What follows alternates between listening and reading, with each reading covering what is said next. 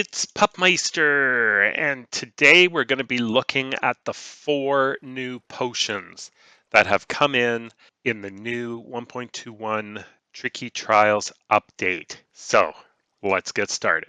So the 4 new potions that we're going to be looking at today are the Potion of Infestation, Potion of Oozing, Potion of Weaving, and Potion of Wind Charging. And we're just going to take a look at them in alphabetical order. So the very first one we're going to be looking at is the Potion of Infestation. Now, all of these potions start with an awkward potion. And the way, of course, that you make an awkward potion is you put in some netherwort, and that will give you an awkward potion. So now that we have an awkward potion, you can make all 4 of these new potions. Now, for the potion of infestation, you're going to need a stone block, which of course you can get by mining with a silk touch or throwing a cobblestone block into a furnace, and you will get a stone block. And then you just need to put the stone up here, and I'm not going to quite do that, but as you see, it'll start making it, and it will turn into a potion of infestation. Once you have your potion of infestation, you have a choice of adding 2 different things. You can add gunpowder or dragon's breath.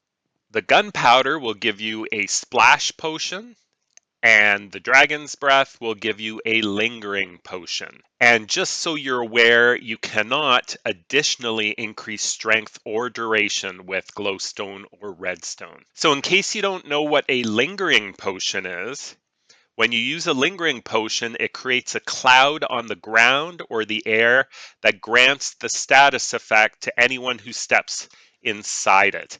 The cloud will last for 30 seconds and slowly shrinking until it disappears. And with the gunpowder or splash potion, of course, if you throw splash potions, causing it to hit and affect all nearby mobs or players, or even put out fires for that matter, if it's an untampered splash potion. So if you throw the splash potion at mobs, whoever's in the area when it goes will get the effect. So before we go take a look at how the Potion of Infestation works in practice, let's take a quick peek at how to make arrows. And basically you just need to put the arrows all the way around in a crafting table, and then for every single one of these different potions, you will need the lingering potion in order to tip your arrows. If you try with a splash potion, it's not going to work. If you try with a regular potion, it's not going to work. You have to have the lingering potion, and then that will give you the arrow of infestation. All right, so let's go take a look at how this works. So when you have a zombie and you throw the potion at him, there's a 10% chance to spawn 1 to 2 silverfish when a mob is hit. So let's put him on the magma stone, and every time he's hit, he has a 10% chance to create 1 to 2 silverfish, as you saw there. You may encounter this effect with an ominous trial spawner.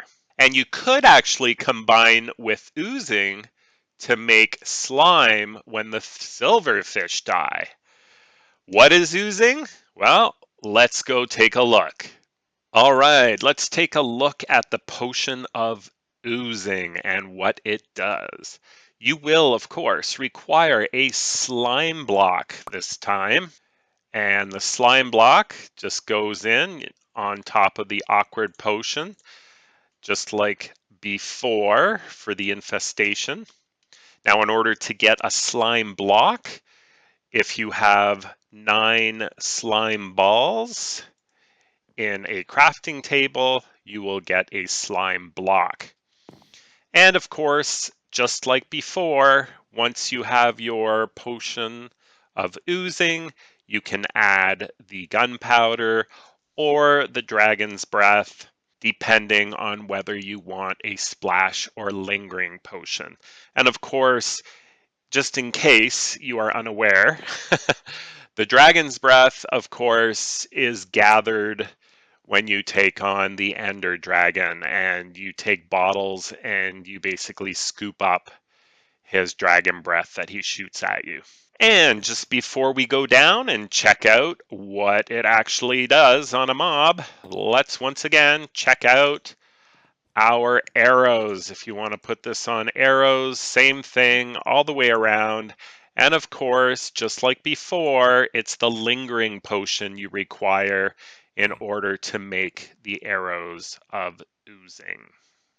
All right, so when I throw this splash potion of oozing, when the mob dies, it spawns 2 medium slimes. And again, this effect does not work on slimes themselves, and you may encounter this effect like before with an ominous trial spawner. So let's shoot her out, and then let's get these guys. And there you go. There's every time one goes, you've got 2 medium-sized slimes that approach and try to attack you, of course, because they are mobs, just like anything else.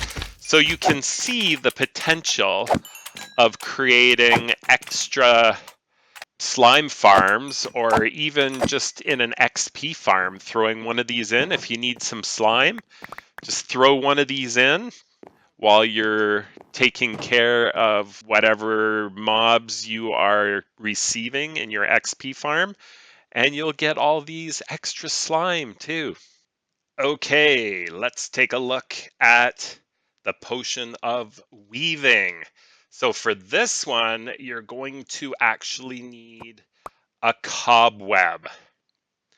How do you get this? Well, you can use a shear on a cobweb when you see it somewhere.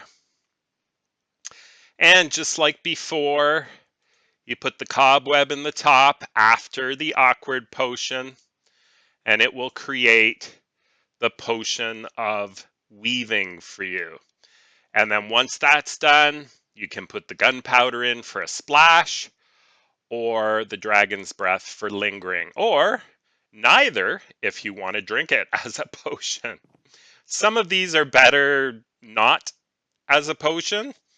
I suppose you might want to use infestation if people are attacking you. It might throw them off with a silverfish appearing, but most of the time you probably want to use a splash potion. And then, just like before we go see what it actually does to mobs, if you want to create arrows, you have to use the lingering potion of weaving in order to put it on your arrows. So when we throw the potion of weaving, cobwebs will appear in a 7x7 area after you kill a mob to slow you down.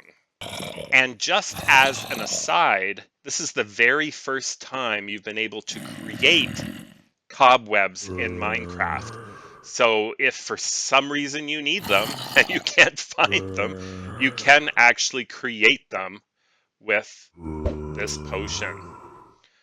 All right, and of course you may encounter this effect with an ominous trial spawner as well. So let's see what happens here. There, see? He went, cobwebs appeared, and again, more cobwebs. So that is what happens with the splash potion of weaving. And last, but certainly not least, let's take a look at the potion of wind charging. In order to make a potion of wind charging, you're going to need a breeze rod. And of course, you get a breeze rod by killing a breeze in the trial chambers. And just like before, you put the breeze rod up top after you've made an awkward potion, and it will give you a potion of wind charging. And then, of course, once you do that, gunpowder for splash potion or dragon's breath for a potion of lingering. And just like before, if you want to put this on your arrows, you will need a lingering potion of wind charging in order to make arrows of wind charging. Again, remember, regular potion or anything else will not work. All right, so let's see what the splash potion of wind charging does to these guys. Well, it makes the entity, in this case a zombie, emit a wind charge knockback or explosion upon their death. And of course, you may encounter this effect with the ominous trial spawners as well.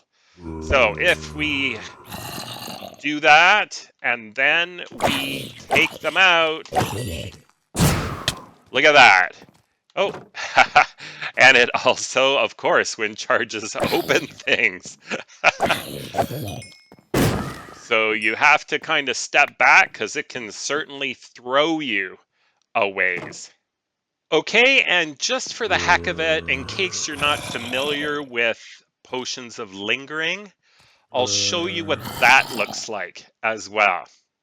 So when you throw a potion of lingering, it will work just like that. It'll be on the ground or in the air, and it will affect any mob or person that is in the affected area.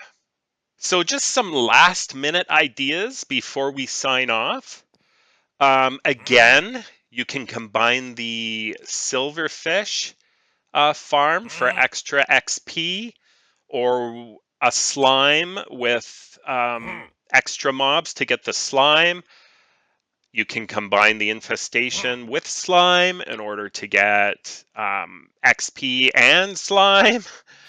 And if you're into the human rockets, that shoot you way up with TNT, you can actually use the wind charge as well to boost you way up in the sky with, maybe some dispensers surrounding you or something like that.